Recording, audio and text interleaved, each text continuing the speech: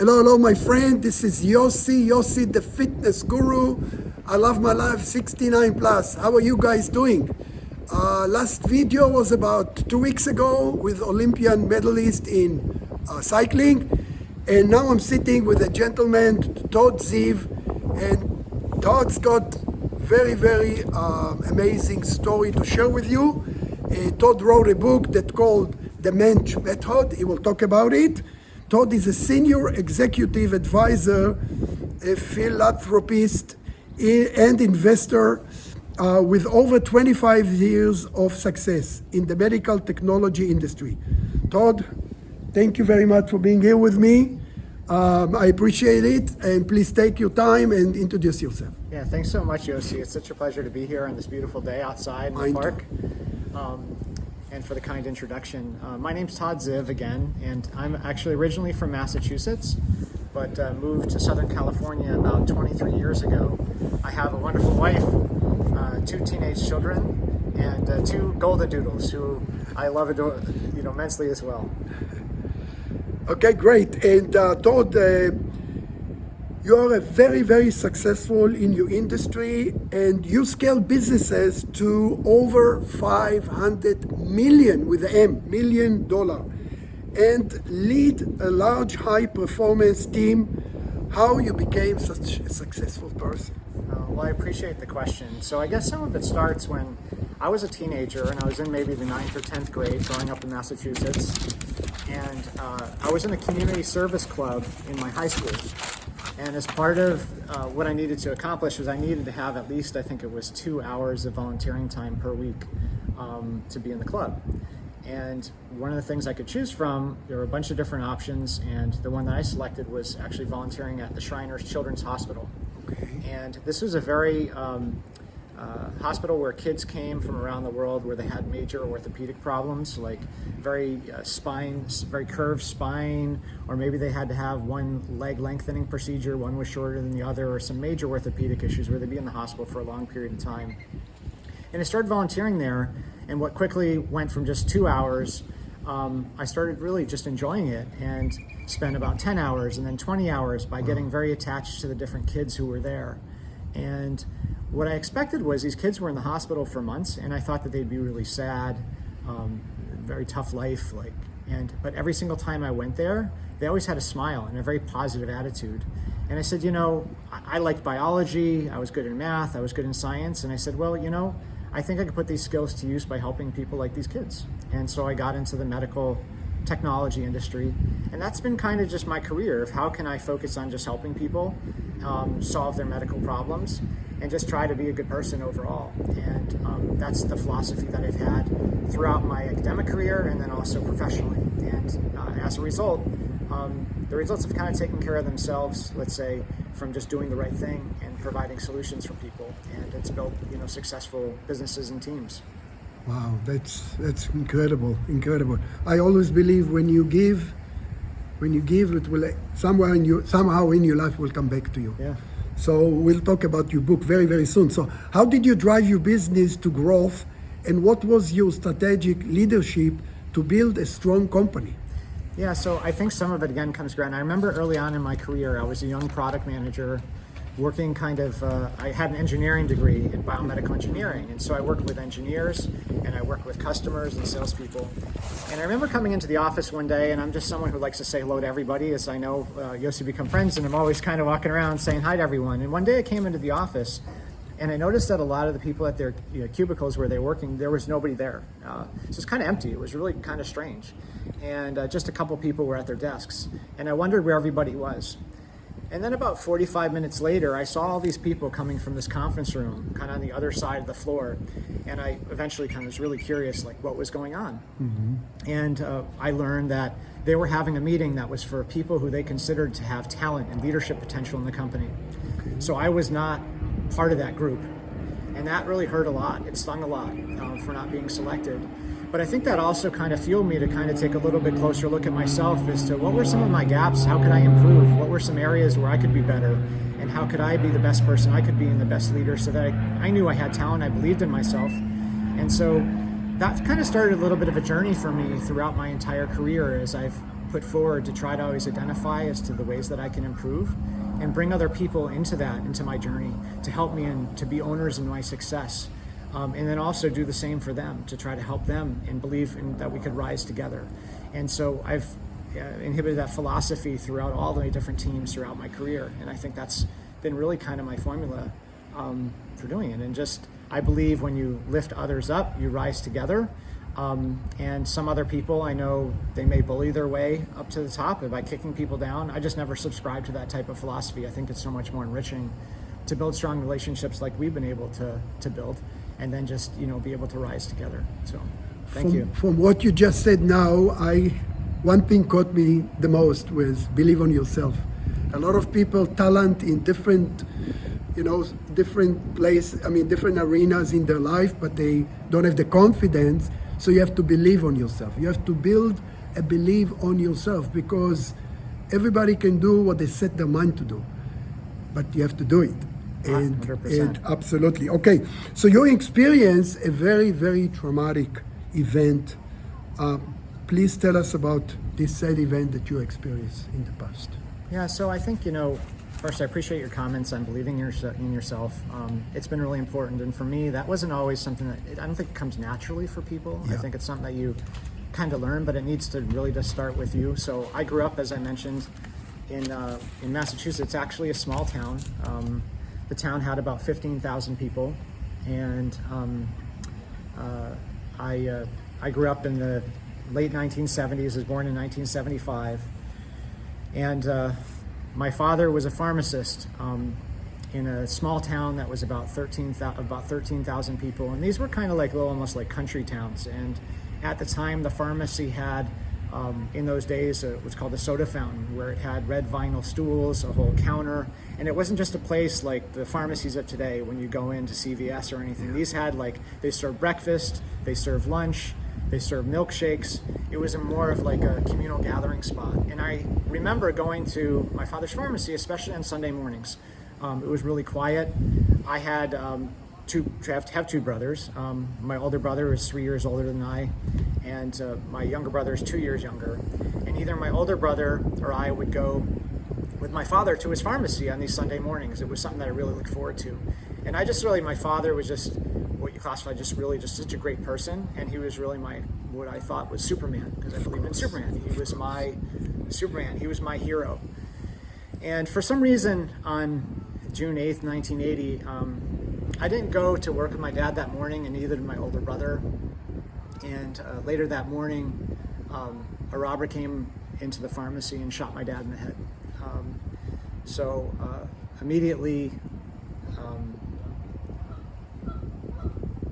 I still get a little emotional when I talk about this, even though it was a long time ago.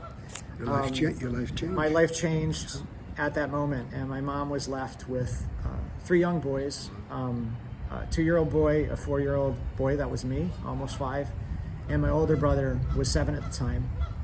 And they did eventually catch the murderer, who was there to get drugs, and he was sentenced to life in prison about a year later.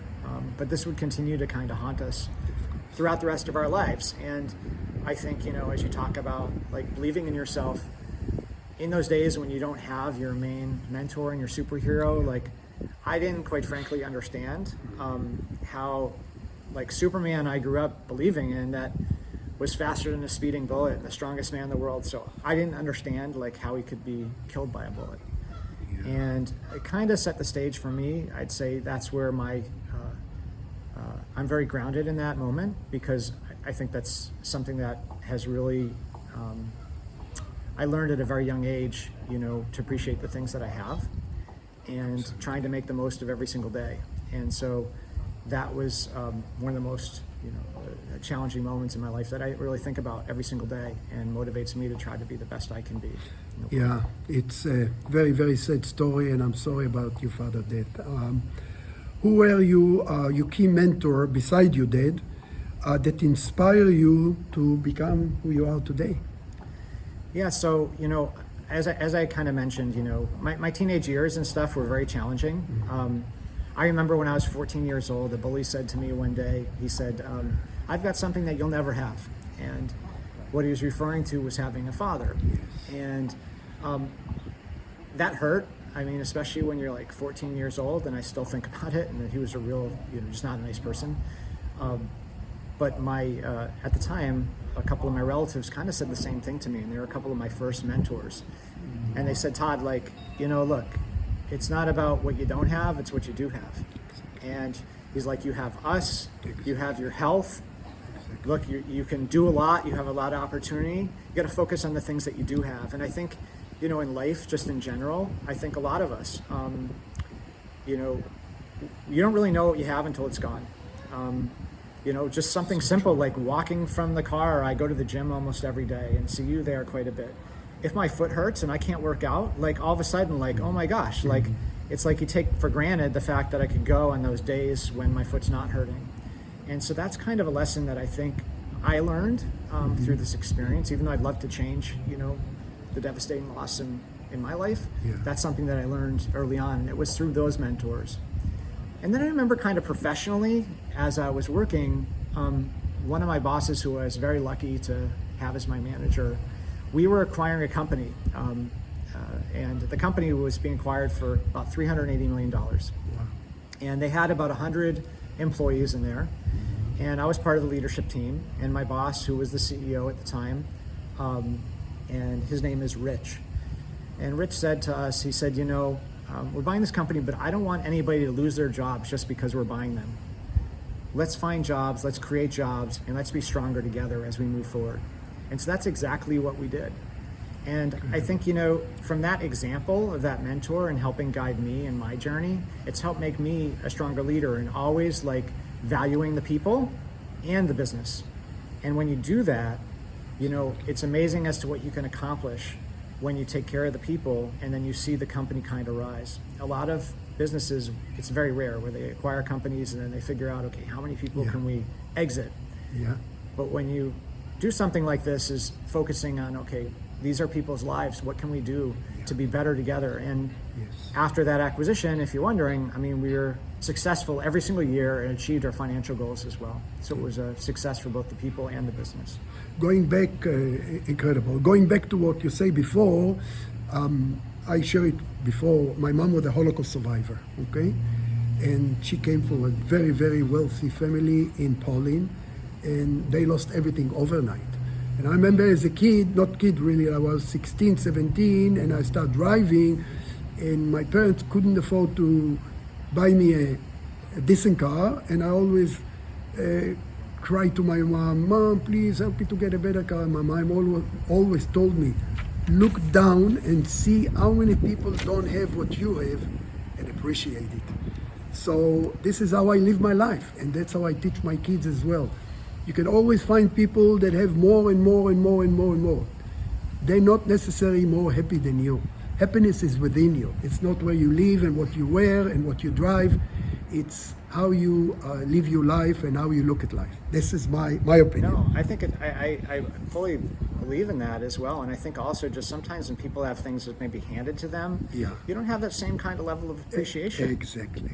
When you have to work for something. And we see it a lot in the area where we live in Newport Beach area. Yeah, no, exactly. So coming to your book, and I am in the middle of reading the book. It's incredible. You wrote a book that's called The Mensch Method. I will show you the book, guys. This is the book, The Mensch Method. Based on your life experience, please elaborate about the book. What is Mensch? Because a lot of people use the word Mensch, but they don't really know what Mensch is. Go ahead. Yeah, no, you're absolutely right. So a Mensch is basically a person of high integrity and character, just somebody who tries to do the right thing. For example, like if there's trash on the street and nobody's looking, they pick it up. Like if somebody needs help with something, maybe you can help them or you can find someone else that can help them. You're not perfect, but you strive to just be a good person, and that's what a Mensch means. And the book is really about achieving success through character in life and business. So at a high level, it's about leading with character and living with purpose. And I just believe there's a different path to success, one that never requires you to sacrifice character or integrity. And I hope that my story and the stories of others will inspire you to pursue the path of being a Mensch and becoming the leader you aspire to be. There's different ways to rise, as I mentioned. I just subscribe very much to lifting people up along the way, and that's what the book is heavily about. It's also, I've read a lot of other leadership books and throughout my journey, and this journey started about 3 years ago when I was having a conversation kind of a lot like this with a friend. And he just said, Todd, like, you have a really inspirational story. When you shared it one-on-one or you share with teams, why don't you write a book? Helps them. Why don't you write a book? Exactly. And like, I'm an engineer. Like, I haven't had to write, like, I don't know what it is to write a book. Yeah. But I said, if I'm going to do this, like, this needs to be like nuts and bolts, practical, real world, things that people can relate to. Exactly. And so a lot of the other books that are out there, which I think are great, they're very high level, theoretical, academic. I really wanted to just kind of pour my heart and soul onto the page. And I've just been really, it's been very rewarding for me to know as to like how it's impacting people. As hard as it is to share my stories, it's just very rewarding to know that it's making an impact, because that's why, I did it from the start. And so I appreciate even just being here, the opportunity to help share the message with people, because I hope that maybe they can draw something from my experiences and can help them in their journeys. So to add to that, in the Hebrew Talmud, it says, when you save one soul, you save the whole world. So what is your message from your life experience to our listeners to live a fulfilled life? Yeah, so one of the quotes as well that's kind of in my book, and it's something that guides me in my daily kind of journey, is the quote. It's by Walt Whitman, and it goes like this: it's always keep your face towards the sunshine, and the shadows will fall behind you. Wow. And what that really means to me heavily is not just the sun that we see, like, over on the other side of this awning, but it's just the people that you hang out with, going after positivity, seeing every day as an opportunity just to be grateful to kind of be alive. And there's a lot to be grateful for, that we're here and we can take advantage of all the joys of living. And also just separately is just trying to be a good person and being that light for others so that they can shine.